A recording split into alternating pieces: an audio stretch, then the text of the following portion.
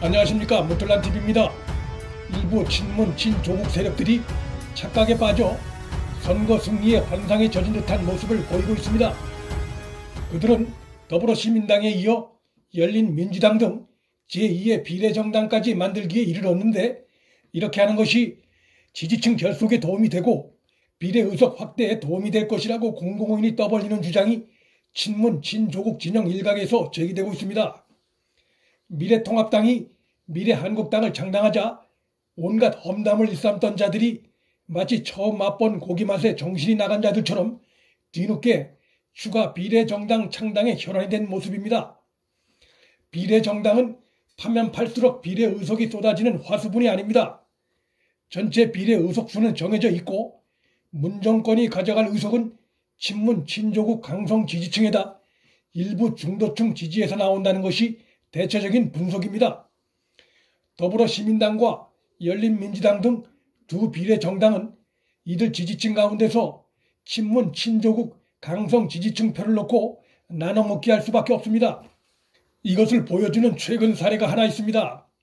뉴스원이 엠브레인 퍼블릭에 의뢰해 지난 13일 조사한 비례대표 정당 지지도 조사에서 민주당 계열 비례정당의 의석이 그들의 예상보다 서너 석이 줄어들고, 그 줄어든 비례의석이 정봉주 등이 주도하는 열린민주당으로 간 것으로 분석이 됐습니다.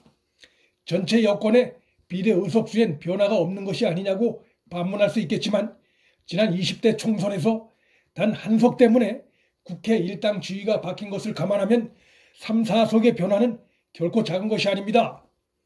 민주당의 윤호중 사무총장이 22일 열린민주당을 겨냥해 우리 당 공천에서 부적격 판정을 받거나 그런 판정을 앞두고 미리 불출마 선언을 한 분들, 또 경선에서 탈락된 분들이 그쪽 후보 명단에 들어있는 것에 대해 대단히 유감이라고 한 것은 원내 일당을 빼앗길지 모른다는 불안감의 반영입니다.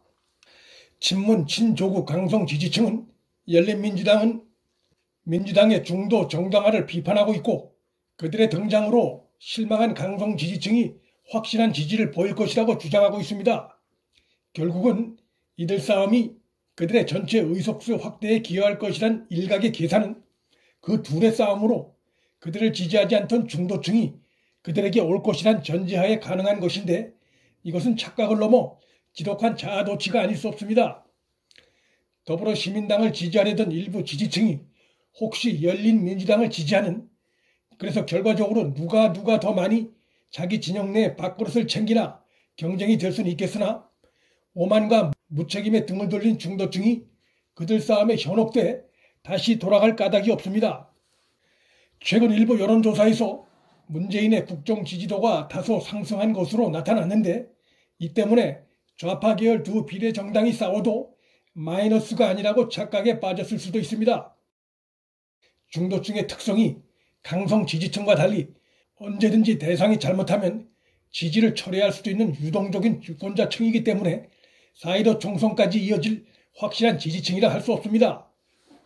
현재 나오는 국내 여론조사를 신뢰하기 어렵다는 중요한 이유도 있습니다. 국내 여론조사 응답자 가운데서 문재인 지지자, 민주당 지지자가 과다 포함되고 있다는 것은 이미 여러 차례 드러난 바 있습니다. 범여권 정당 지지도는 줄여서 봐야 하고, 야권의 정당 지지도는 반대로 확장해서 봐야 균형이 맞는 상황이 됐습니다.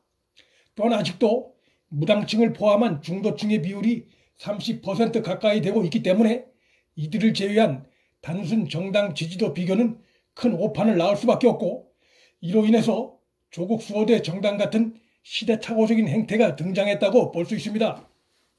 불법 혐의로 기소된 정봉주, 최강욱, 부동산 투기 의혹을 받는 김의겸, 손혜원, 막말 논란으로 도중 하차한 황희석 등이 주축이 된 비례정당과 그 모 정당이라 할 수 있는 민주당 간의 경쟁이 그들의 지지층을 넓힐 것이라는 생각은 아무런 근거가 없는 것이고, 오히려 그들 내부의 욕심 경쟁으로 그들의 강성 지지층은 분열되고 국민 정서와 동떨어진 눈살을 찌푸리게 하는 조국 지지 세력의 재등장에 중도층은 더욱 떨어져 나갈 것으로 보는 것이 합리적인 판단입니다.